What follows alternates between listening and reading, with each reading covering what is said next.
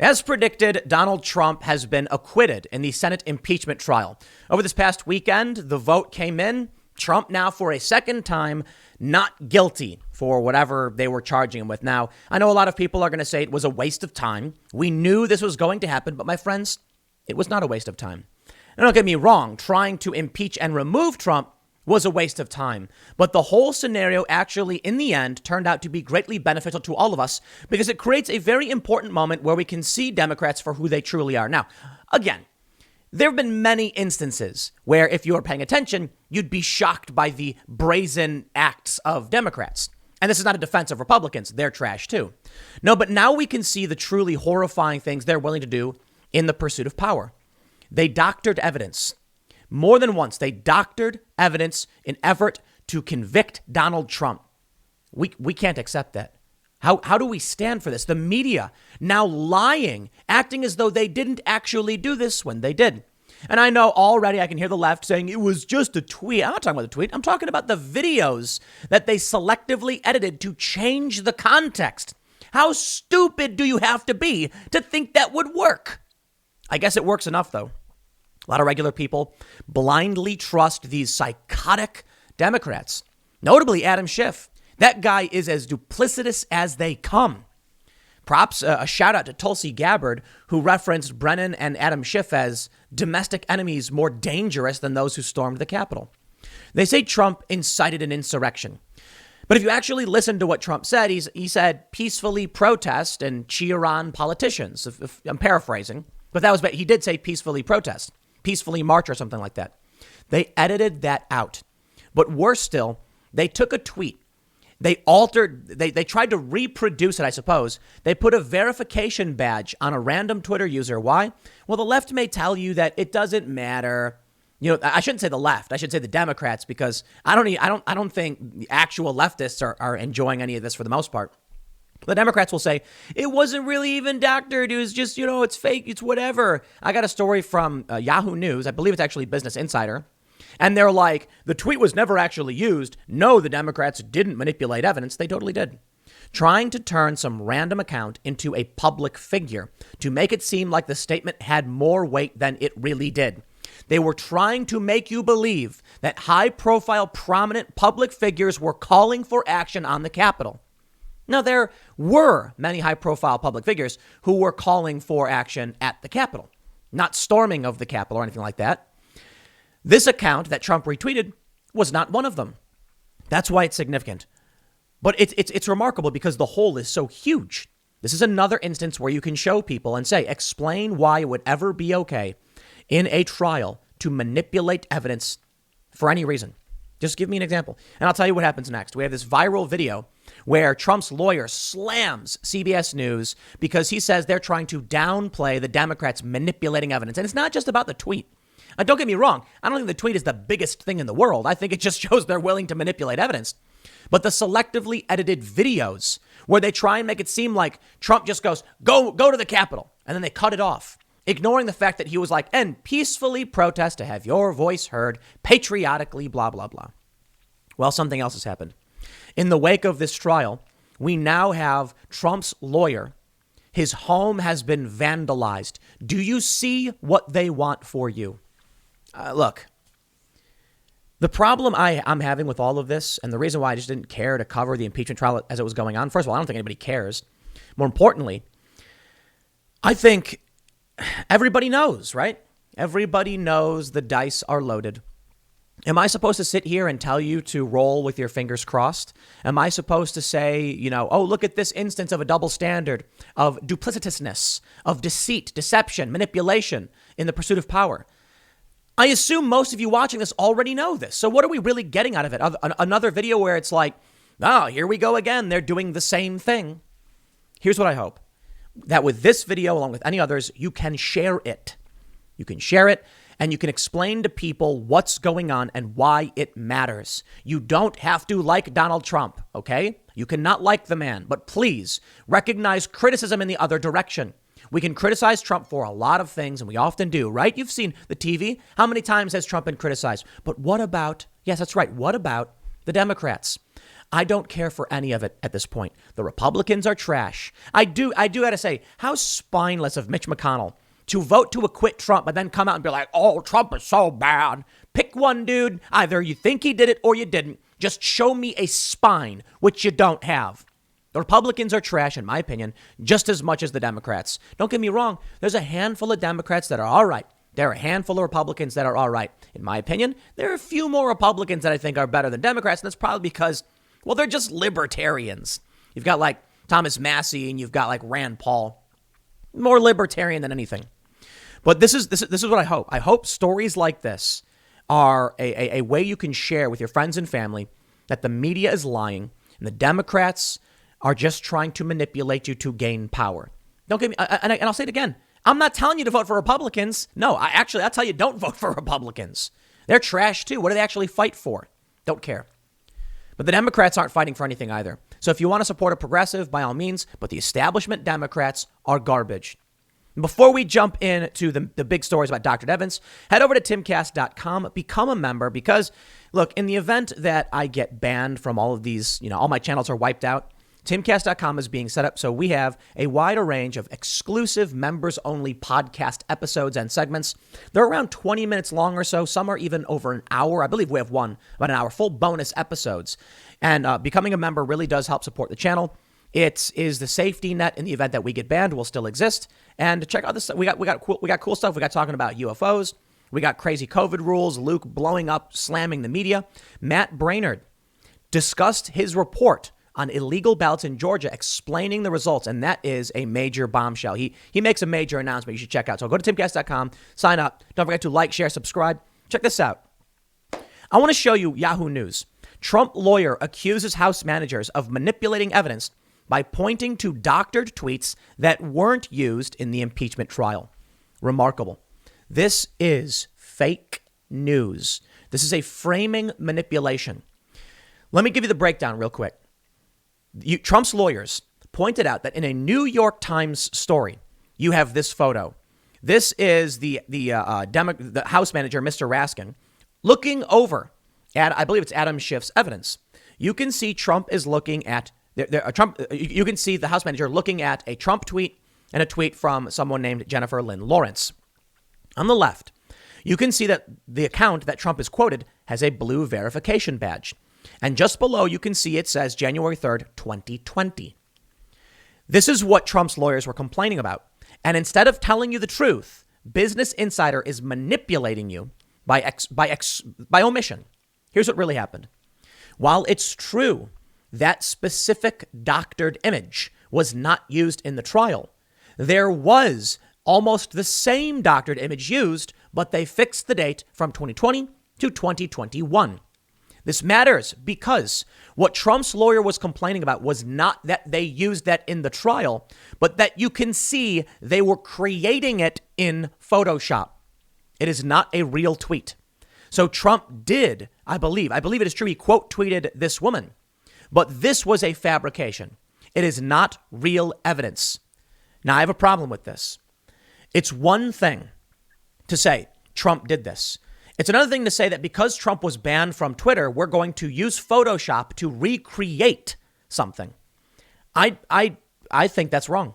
I think it's absolutely wrong. But I know many of you may be saying, well, look, it's a near perfect recreation, right? The attempt was just to say, like, here's what it looked like.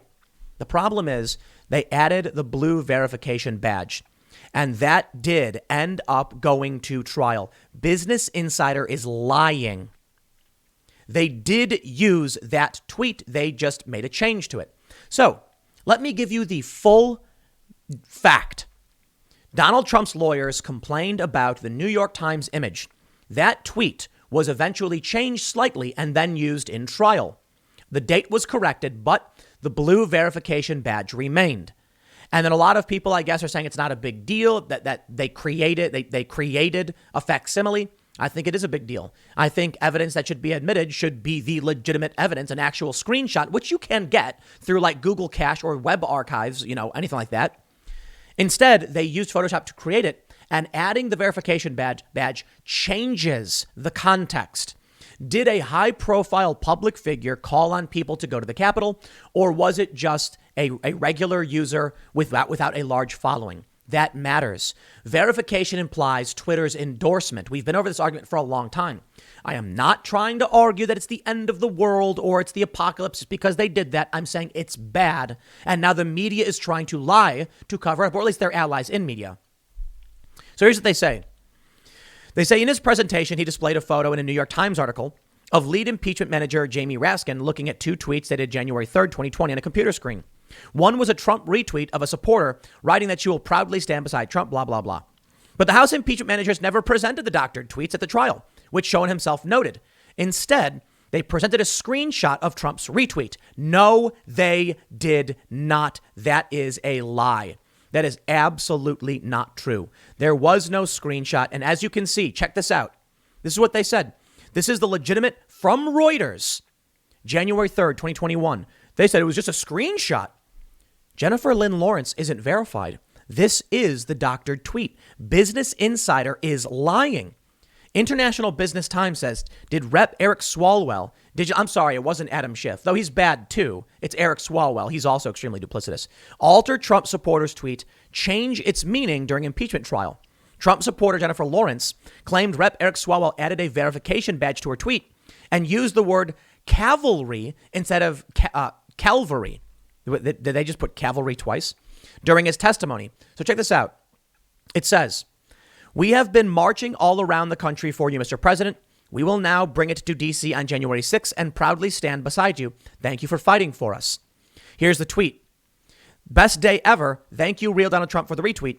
It has been an honor to stand up and fight for you and nation, and we will be standing strong on January 6th in the D.C. We are bringing the cavalry, Mr. President. Do you know what cavalry is? It is a representation of the Stations of the Cross. It is not the cavalry, which would be a bunch of people on horseback, I guess, with guns. International Business Times says, on Wednesday, February 10th, one of the House impeachment managers presented his arguments to convince the Senate to convict Trump. During his presentation, Swalwell pointed out how the former president used social media to rally his supporters and urged them to stop what he believed was a stolen election. According to a transcript, here's what he said at one point. On January 3rd, another supporter tweets, we have been marching all around the country for you. We will bring it to D.C. on January 6th and stand beside you. Thank you for fighting for us. When President Trump reposted her tweet, she wrote back, best day ever. Thank you for the retweet. It has been an honor to stand up and fight for you in our nation. We will be standing strong on January 6th. We are bringing the cavalry, Mr. President. We are bringing the cavalry. She said cavalry. Swalwell is not smart enough to use Google. And don't get me wrong, I think a lot of people saw that and just, if you're not familiar with cavalry, then you don't actually know. And he walked right into that one, I guess. Here's what's crazy to me. Fine. Swalwell is duplicitous and he's not that smart. He probably got elected, if you look at the story about Fang Fang, the spy who was propping him up and helping him run, because Chinese interests wanted him to be in office. And here he goes, misunderstanding what cavalry was. And this is what the Trump's lawyers really went off on. Look, you can see PBS NewsHour. They legit use this. Why is the media lying and saying they didn't? They didn't even use it, they say. That's not true. What they pointed out is that the media was so intent on helping them with this that they staged this photo. Look at this photo with Raskin sitting in his desk and looking at these tweets. They staged that. No joke. A New York Times photographer came in and he was sitting there and he's reading it. And they're like, can you let me get a picture? And it's fake. It's all fake. They are lying. Okay. Now that we made that clear, let's talk about the ramifications. Home of Trump attorney Michael Vanderveen vandalized. Traitor was spray painted in red on his driveway. They say the Philadelphia home of Trump defense attorney Michael Vanderveen was vandalized Friday night. His wife discovered the word traitor spray painted in red on the couple's driveway with a red arrow pointed at their house. My home was attacked, Vanderveen said on Fox News Saturday. To answer your question, my entire family, my business, my law firm are under siege right now. I don't really want to go into that, though. The Vanderveens have since hired private security for their home. Detective Scott Pezick of the West Whiteland Township Police Department told Fox News that several patrols have driven by the home today and haven't noted any disturbances. No arrests have been made, and there are currently no suspects in the case. The Philadelphia Inquirer reports that protesters also gathered outside Van der Veen's office chanting, "When Van der Veen lies, what do you do? Convict, convict." Bruce Castor, another one of Trump's defense attorneys, said his home was also vandalized in some way. "It's been very unsettling. Mr. Van der Veen's house was vandalized last night," Castor said on Fox News Saturday. "My house was the subject of unrest. These people are lawyers and they expect to do their jobs without having fear of their personal safety. The homes of the congressional leaders have also been vandalized recently. The Louisville home of Senate Republican leader Mitch McConnell was vandalized last month with graffiti that read, 'Where's my money?' and 'Mitch kills the poor.' I don't like Mitch McConnell.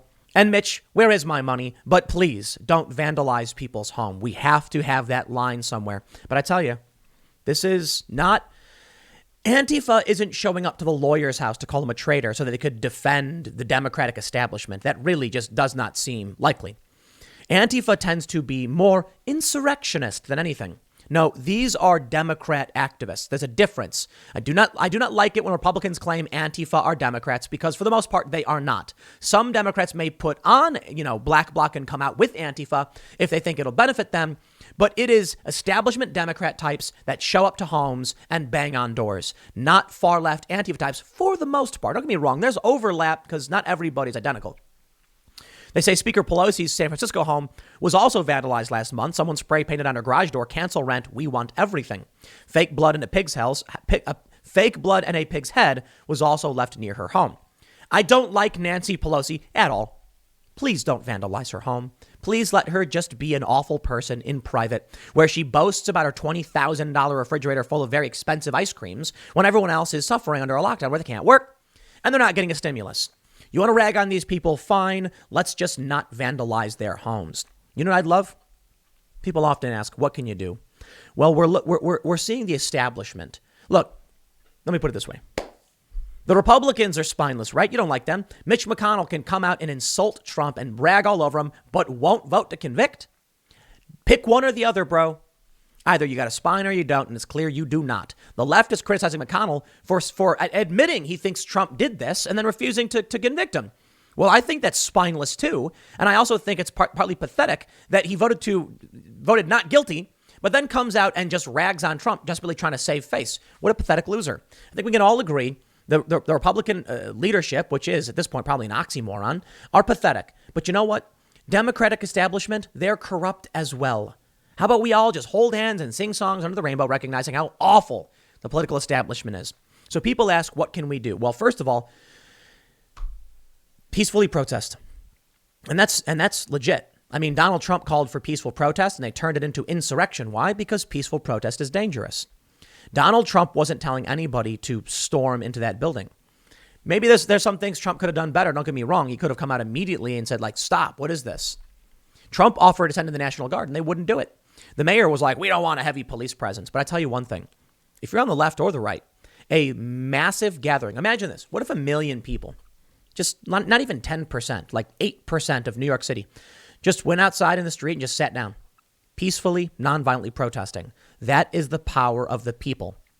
But they don't do it. And I think the establishment wields tribal politics on purpose. So I'll make it clear again, I don't like Republicans or Democrats. And you don't have to like Donald Trump to recognize the Democrats are nasty people. The Democratic establishment, mind you. There are too many people who they keep saying things like, we have to use the two-party system to win. It won't work otherwise. And I think that's the problem. It's an addiction. The DNC and the RNC are private organizations. They can do whatever they want. They cheated Bernie Sanders. This one's for all the lefties out there. Maybe someone watching, you're moderate, you're traditional liberal, you're whatever. You shared this with someone. Let me explain something to you. If you don't believe me, if you don't like what I have to say, if you disagree with me and you're hate watching, Time Magazine wrote an article talking about a shadow campaign, a conspiracy, their word, not mine, of a cabal, their word, not mine, to ensure the proper outcome in the election. That's what they were saying. They mentioned that it began fall of 2019.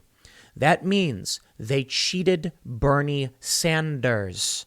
It doesn't matter. Trump is not the end all be all here. Bernie was doing really well. Then Iowa went nuts. You see what the establishment is doing. That conspiracy, so saith Time, impacted Bernie Sanders all the same. Everything they were doing to ensure the votes and change the rules didn't just it didn't just hurt Donald Trump. It hurt Bernie. You see what the name of the game is? They don't want you to win. They don't want progressives to win. Bernie didn't have the strength or support to go up against the machine, and he let a lot of people down. Probably one of the reasons Trump won, because they didn't expect 9 million people to switch from Democrat to Donald Trump. And one of the big reasons was probably that Bernie Sanders got cheated. You know what I think? 2016, perfect storm for the establishment. They thought they were going to win. They thought Hillary Clinton was going to be president. They didn't think Trump could win. There was a leaked email where they called him a Pied Piper candidate. They thought he would rally a bunch of support and then burn the whole thing down. But what they really didn't count on was the viral support Bernie Sanders would have. And when they desperately tried to stop Bernie and cheated him, a ton of people in anger voted for Donald Trump. A lot of these people didn't do so in 2020. That's right. I guess a lot of people were, you know what, Biden's acceptable, I guess. But there probably still were a lot of people who became permanent converts, and people moved all over the place just in terms of what happened politically. Now I'll tell you what we're seeing. We're seeing manipulation of evidence. Look, if you want to point out the tweet that Trump quoted this tweet, you could literally just pull up the archives of it. You don't need to add a fake verification badge. Is Swalwell just a moron? Perhaps. They say, Hanlon's razor, never attribute to malice, that which can be explained by incompetence. And maybe because he didn't know the difference between cavalry and Calvary. I think it's hilarious that she said she was bringing the Calvary, and they're literally talking about religious iconography. And then Swalwell thinks she meant she was riding on a horseback with a horn or something. Talk about just